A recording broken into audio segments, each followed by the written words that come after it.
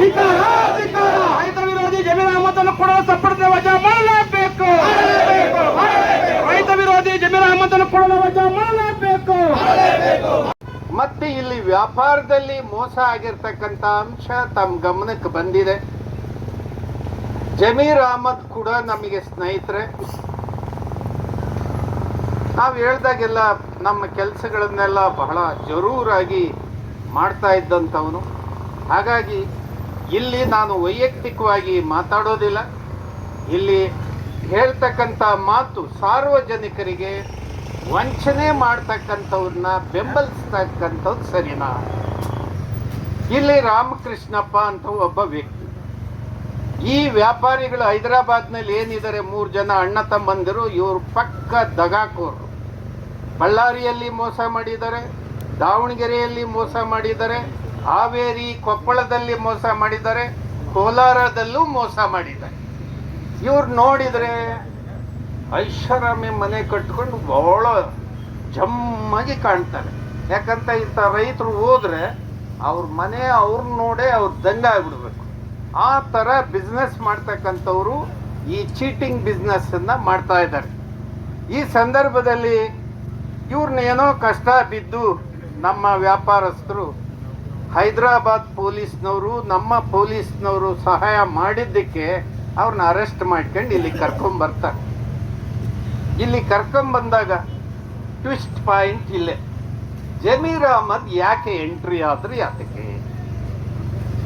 ಸರಿ, ಯಾರೋ ಒಬ್ಬ ಬರ್ತಾರೆ, ಅಯ್ಯೋ ಸಹಾಯ ಮಾಡಿ ಅಂತಾರೆ, ಮಾಡೋದು ಸರಿ. ಇವರು ವಂಚನೆ ಮಾಡಿದ್ದಾರೆ ಅಂತೇಳಿ ಗೊತ್ತಾದ ಮೇಲೆ ನೀವೇನು ಮಾಡೋರು? ಈಗ ನನ್ನ ಹತ್ರ ಅನೇಕ ಜನ ಬರ್ತಾರೆ, ನಾನು ತಮಗೆ ಹೇಳ್ಬೋದು, ನೋಡಿ ಯಾರೋ ಬಂದಿದ್ದಾರೆ ಇವ್ರಿಗೊಂದು ಹೆಲ್ಪ್ ಮಾಡಿ ಅಂತ. SP ಅವ್ರಿಗೆ ಫೋನ್ ಮಾಡಿ ಹೇಳ್ಬೋದು, ನೋಡಿ ಯಾರೋ ಬಂದಿದ್ದಾರೆ ಇವ್ರಿಗೆ ಹೆಲ್ಪ್ ಮಾಡಿ, ಒಳ್ಳೆಯವರು ಅಂತ. ಆದರೆ ನನಗೆ ಅವರು ಕೆಟ್ಟವರು ಅಂತೇಳಿ ಗೊತ್ತಾದ ಮೇಲೆ ನಾನು ಹೆಂಗೆ ನಿಮಗೆ ಹೇಳೋದು ಹೆಂಗೆ, SP ಅವ್ರಿಗೆ ಹೇಳೋದು ಹೆಂಗೆ? ಇದನ್ನ ಜಮೀರ್ ಅಹಮದ್ ಅವರು ಮಾಡಿರೋದು ಮೊದಲನೇ ತಪ್ಪು. ಆಮೇಲೆ ಅವರು ಹೇಳಿರ್ತಕ್ಕಂಥ ಭಾಷೆ ಇದೆಯಲ್ಲ, ಹಲೋ ಬ್ರದರ್, ಇವರು ನಮಗೆ ಸಂಬಂಧಿಕರು, ಇವರು ಬಹಳ ಒಳ್ಳೆ ಜನ, ಇವ್ರಿಗೆ ಸಹಾಯ ಮಾಡ್ಬೇಕು, ಇವ್ರಿಗೆ ಸಹಾಯ ಮಾಡಿ ಅಂತ ಹೇಳ್ತಕ್ಕಂಥದ್ದು ನೀವು ರೆಕಾರ್ಡ್ ಕೇಳಿರ್ಬೋದು. ಏನು SP ಅವರು ನೀವು ಕೇಳಿದ್ದೀರಿ.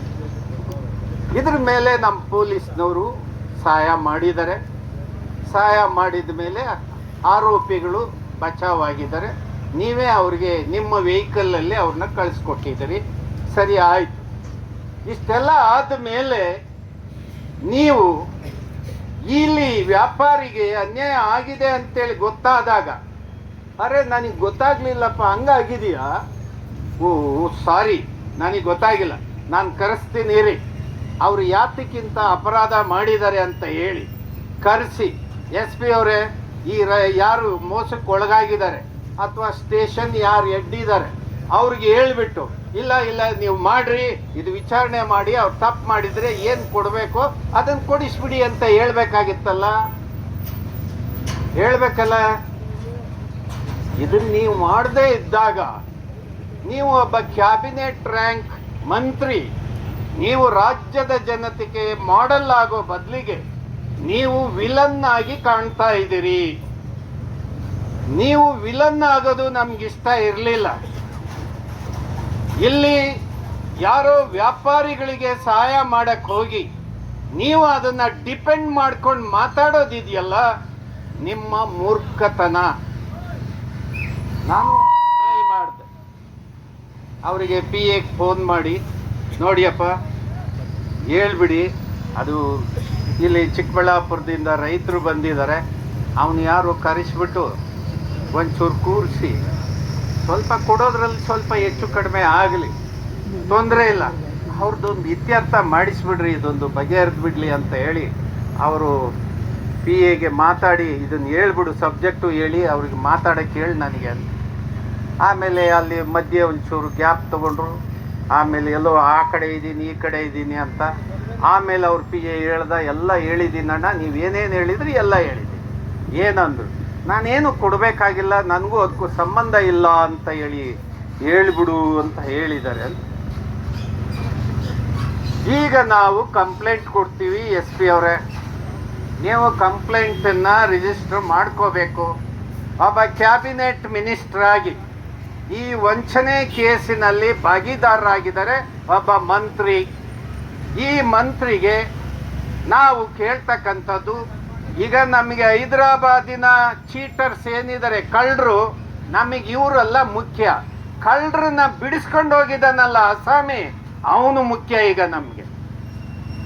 ಈಗ ಬಿಡಿಸ್ಕೊಂಡು ಹೋಗಿರೋ ಮನುಷ್ಯ ಯಾರು ಅಂದರೆ ಯಾರೋ ಸಾಮಾನ್ಯ ವ್ಯಕ್ತಿ ಅಲ್ಲ, ಯಾರೋ ರೈತರಲ್ಲ, ಅಥವಾ ಪಕ್ಕದೂರ್ನವ್ರು ಯಾರೋ ಜಾಮೀನು ಕೊಟ್ಟು ಬಿಡಿಸ್ಕೊಂಡು ಹೋಗಿಲ್ಲ.